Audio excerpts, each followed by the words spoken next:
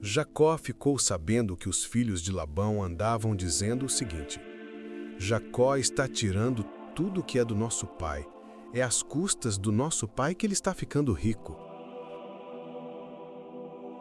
Jacó também notou que Labão já não se mostrava tão amigo como antes. Então o Senhor Deus disse a Jacó: Volte para a terra dos seus pais, onde estão os seus parentes. Eu estarei com você.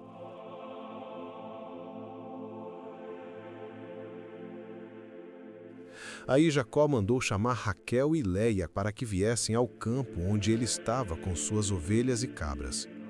Quando chegaram, ele disse: Tenho reparado que o pai de vocês já não se mostra tão meu amigo como antes, mas o Deus do meu pai tem estado comigo. Você sabe muito bem que tenho me esforçado muito, trabalhando para o pai de vocês. Mas ele me tem enganado e já mudou o meu salário umas 10 vezes. Porém, Deus não deixou que ele me prejudicasse. Quando ele dizia, os cabritos com manchas serão o seu salário, aí as fêmeas tinham crias manchadas. E quando ele dizia, os cabritos listrados serão o seu salário, aí as crias saíam todas listadas. Foi assim que Deus tirou os rebanhos do pai de vocês e os deu a mim. Um dia, quando os animais estavam no tempo do cruzamento, eu tive um sonho. Eu vi que os bodes que cobriam as fêmeas eram listrados, malhados e manchados. O anjo de Deus me chamou pelo nome e eu respondi: Aqui estou.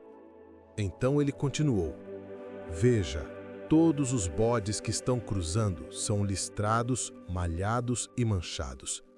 Eu estou fazendo com que isso aconteça, porque tenho visto que Labão está fazendo com você. Eu sou o Deus que apareceu a você em Betel, onde você me dedicou uma pedra, derramando azeite sobre ela, e onde você me fez uma promessa. Agora prepare-se, saia desta terra e volte para a terra onde você nasceu. Então Raquel e Léia responderam: Não sobrou nada para herdarmos do nosso pai. Ele nos trata como se fôssemos estrangeiras. Ele até nos vendeu e depois gastou todo o dinheiro que recebeu como pagamento. Toda a riqueza que Deus tirou do nosso pai é nossa e dos nossos filhos. Portanto, faça tudo o que Deus mandou. Jacó se preparou para voltar a Canaã, onde morava Isaque, o seu pai. Fez com que os seus filhos e as suas mulheres montassem os camelos, ajuntou tudo o que tinha e partiu levando todos os animais que havia conseguido com seu trabalho na Mesopotâmia. Labão, o pai de Raquel, havia ido para outro lugar, a fim de cortar a lã das suas ovelhas. E enquanto ele estava fora, Raquel roubou as imagens dos deuses da casa dele. Foi assim que Jacó, sem avisar que ia embora, enganou Labão o arameu, fugindo com tudo o que tinha. Atravessou o rio Eufrates e foi na direção da região montanhosa de Gileade.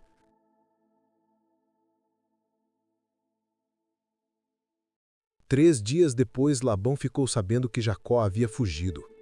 Ele reuniu seus parentes e foi atrás de Jacó. Naquela noite, Deus apareceu num sonho a Labão, o arameu, e disse: Cuidado, não faça nada a Jacó.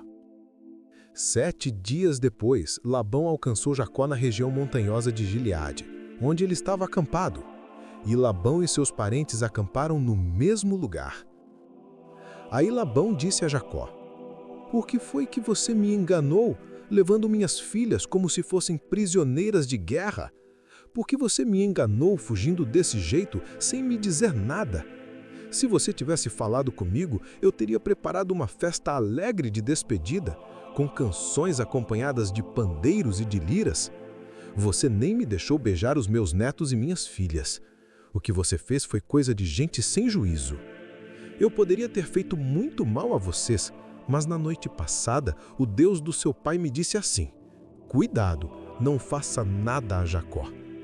Eu sei que você foi embora porque tinha saudades de casa, mas por que foi que você roubou as imagens dos deuses da minha casa? Jacó respondeu: Eu fiquei com medo, pois pensei que o Senhor ia me tirar as suas filhas à força. Mas se o Senhor achar as suas imagens com alguém aqui, essa pessoa será morta. Os nossos parentes são testemunhas. Se o Senhor encontrar aqui qualquer coisa que seja sua, pode levar." Acontece que Jacó não sabia que Raquel havia roubado as imagens. Labão entrou na barraca de Jacó, depois na de Léia e depois nas das 2 servas. Porém, não encontrou as suas imagens. Então foi para a barraca de Raquel. Aí ele procurou em toda a parte, porém não achou nada, pois Raquel havia posto as imagens numa sela de camelo e estava sentada em cima. Ela disse ao pai: "O senhor não fique zangado comigo por eu não me levantar, mas é que eu estou menstruada." Foi assim que Labão procurou as suas imagens sem as encontrar. Aí Jacó ficou zangado. Ele disse a Labão: "O que foi que eu fiz de errado? Qual foi a lei que eu quebrei para o senhor me perseguir com tanta raiva? Agora que mexeu-me todas as minhas coisas, será que encontrou alguns objetos que são seus? Pois ponha esses objetos aqui na frente dos meus parentes e dos seus, para que eles julguem qual de nós 2 está com a razão. Durante 20 anos que trabalhei para o Senhor, as suas ovelhas e as suas cabras nunca tiveram abortos e eu não comi um carneiro do seu rebanho. Nunca lhe trouxe os animais que as feras mataram, mas eu mesmo pagava o prejuízo. O Senhor me cobrava qualquer animal que fosse roubado de dia ou de noite. A minha vida era assim: de dia o calor me castigava e de noite eu morria de frio. E quantas noites eu passei sem dormir? Fiquei 20 anos em sua casa. Trabalhei 14 anos para conseguir as suas 2 filhas e 6 anos para conseguir os seus animais. E ainda por cima, o Senhor mudou o meu salário umas 10 vezes. Se o Deus dos meus antepassados, o Deus de Abraão, o Deus a quem Isaque temia, não tivesse estado comigo, o Senhor teria me mandado embora com as mãos vazias. Mas Deus viu o meu sofrimento e o trabalho que eu tive, e ontem à noite ele resolveu a questão." Labão respondeu a Jacó assim: "Estas filhas são minhas, os netos são meus, estes animais são meus, e tudo o que você está vendo é meu. Agora, como não posso fazer nada para ficar com as minhas filhas e com os filhos que eles tiveram, estou disposto a fazer um trato com você. Vamos fazer aqui um montão de pedras para que nos lembremos desse trato." Então Jacó pegou uma pedra e a pôs de pé como se fosse um pilar. Depois disse aos seus parentes que ajuntassem e amontoassem pedras. Eles fizeram um montão de pedras e depois tomaram uma refeição ali do lado dele. Labão pôs naquele lugar o nome de Jegar-Saaduta e Jacó chamou de Galeede. Depois Labão disse: "Este montão de pedras servirá para que nós 2 nos lembremos desse trato." Foi por isso que aquele lugar recebeu o nome de Galeade. E também teve o nome de Mispar, porque Labão disse: "Que o Senhor Deus fique nos vigiando quando estivermos separados um do outro.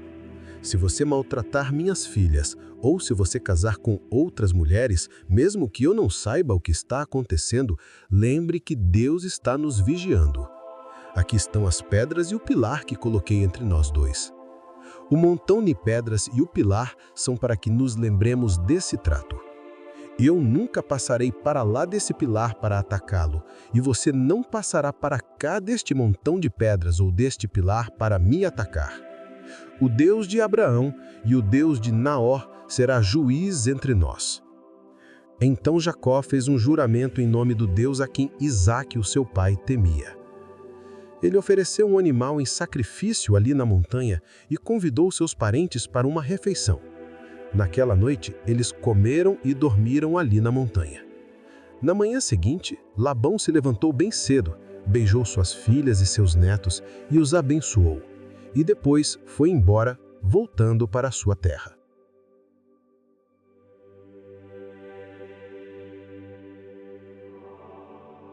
E assim, Jacó seguiu seu caminho, carregando a promessa, guiado pelo Deus que sempre esteve com ele.